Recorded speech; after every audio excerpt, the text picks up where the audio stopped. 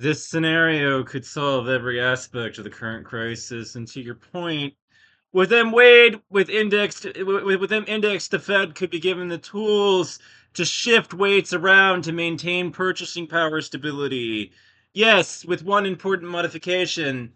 I think that kind of regime could solve several monetary parts of the crisis simultaneously, but it couldn't by itself solve the underlying fiscal and real economy problems. The really interesting thing about your version is that it isn't a classical commodity standard at all. It's a closer to an actively maintained, managed purchasing power standard. Imagine a new dollar is defined as against an index BT equals WGGT plus WO capital OT plus WC plus you know OT plus WA. Yeah. So, anyways, where components represent gold, energy, industrial metals, agriculture, etc. The Fed's job becomes keeping the dollar's purchasing power relative to B, inside a narrow corridor. And you're right, the weights don't have to be permanent. There's already serious economic work on designing basket weights specifically to minimize inflation volatility. 2006 IMF paper on currency basket designs treats the weighting problem essentially as an optimization problem. Choose weights based on pass through and covariance instead of blindingly using fixed trade shares. That's foreign currencies rather than commodities. But mathematically, the idea is very similar. So, considerably tell the Fed maintain long-run purchasing power stability against diversified real asset baskets subject to published constraints on how basket compositions can change. That last clause is critical. I wouldn't let the Fed freely change the weights. Suppose oil jumps 100% and the Fed says no problem, or reduce oil from 50% of the basket to 3%. Oops, you've just created a correction of fiat money using a commodity index as decoration. Creditors would immediately realize that whenever a component became inconvenient, policymakers could redefine the standard. That entire post-default credibility advantage would disappear. Instead, I'd make adjustment algorithm and slow, something like basket weights are calculated from published formula. Rebalancing occurs annually or perhaps quarterly. No commodity can exceed maybe like 20% of the basket. No weight can move more than some maximum number of percentage points per year. The methodology can only be changed under unusually damaging legal procedures. Every historical basket calculation remains publicly reproducible. Emergency deviations have explicit expiration dates. That gives you adaptive monetary policy without arbitrary monetary policy. That distinction may be the killer feature. The basket could actually be designed around purchasing power. So rather than saying 20% gold, because gold seems monetary, you could simply ask what combination of globally traded real goods historically best preserves the purchasing power of the median dollar over 5, 10, and 20-year periods. Optimize around that. IMF commodity databases already build country-specific commodity indexes for as many as 45 commodities using economic weights, so constructing a sophisticated index isn't remotely beyond present statistical capabilities. You could include several categories so no one shock dominates: monetary reserve, assets, gold, perhaps silver, energy, oil, natural gas, and perhaps electricity-related inputs, industrial materials, copper, aluminum, iron ore, nickel, agriculture, wheat, corn, soybeans, perhaps livestock, and strategic materials, possibly uranium or other resources if the markets were sufficiently deep. And weighting could incorporate volatility, consumption importance, trade exposure, market liquidity, and covariance rather than simple dollar values. That's much more sophisticated than a gold standard.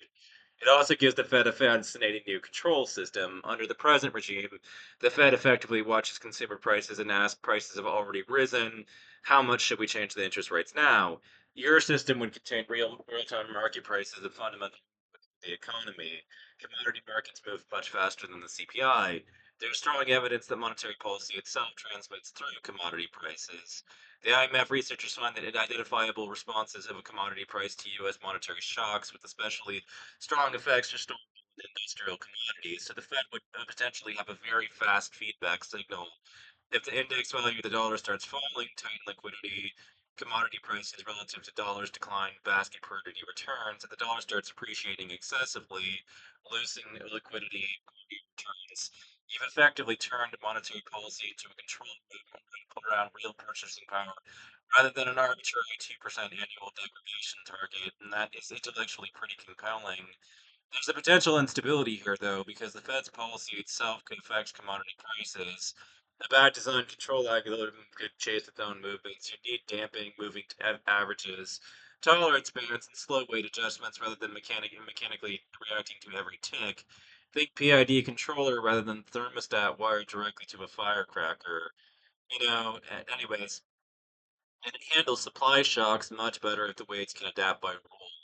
This is where your weight shifting idea becomes particularly interesting. The BAS has been warning that geopolitical disruption, climate effects, and energy transmission could make some commodity shocks larger and more frequent. Suppose a war sends crude from $80 to $180. Under a rigid commodity standard, the commodity acre abruptly moves because one physical commodity became scarce. That's bad. You don't necessarily want to contract the entire U.S. monetary supply because somebody blew up pipelines.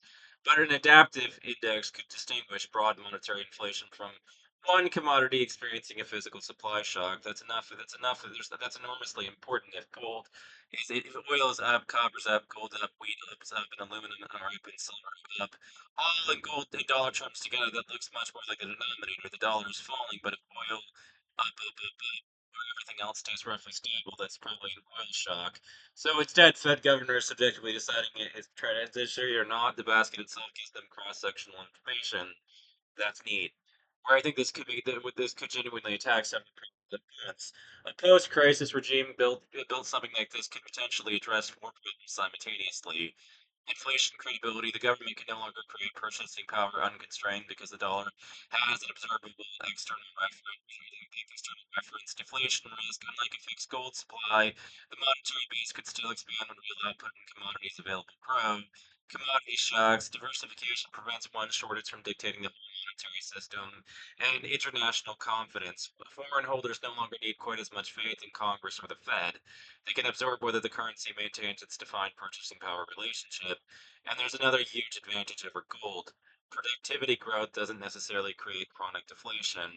A rigid gold standard can become problematic when the real economy grows much faster than monetary gold stocks. An index regime could allow the monetary supply to grow alongside economic capacity, provided the unit itself maintains its real purchasing power target. That's much closer to what you actually want. Stable money, not scarce money. Those are not the same thing. But it does not erase the debt problem. This is the piece I'd keep separate. Imagine America defaults, restructures 40 billion trillion of obligations, launches the commodity dollar, and creates the world's most beautifully engineered monetary constitution. Great. If Congress then runs gigantic structural deficits every year, eventually the same problem comes back. The monetary regime cannot create the real resources necessary to satisfy promises for retirement benefits, healthcare, defense, debt services, infrastructures, government salaries, disaster relief, etc. Those are claims on future production. So the full reset would probably require two anchors, not one. A monetary anchor, preserve purchasing power, and a fiscal anchor, prevent the government obligations from once again growing faster than the economy's capacity to service them.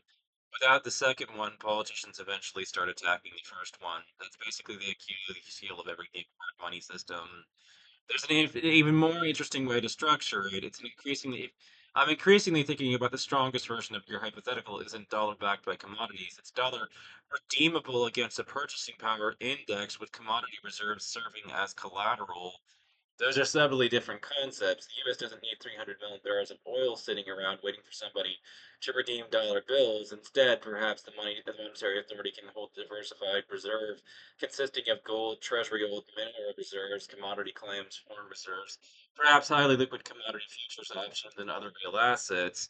The dollar targets the index, while the reserves demonstrate that the monetary authority possesses real assets capable of defending the target. Basically, index equals monetary constitution, reserves credibility and intervention ammunition, interest rate liquidity operations in a control system that's substantially more practical than trying to operate Fort Knox plus Costco plus an oil terminal as a central bank.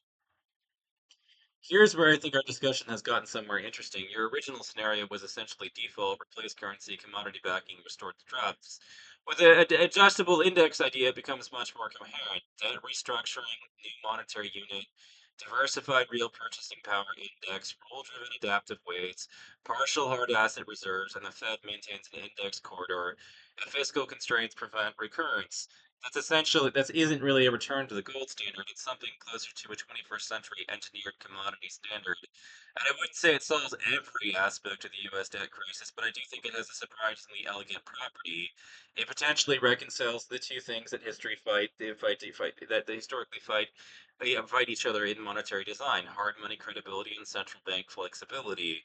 The central design problem then becomes fascinating. How much discretion can you give the Fed to alter the basket before you quietly recreate currency? My instinct is that would be the make or break issue. So there you go. There's a way out of the debt crisis.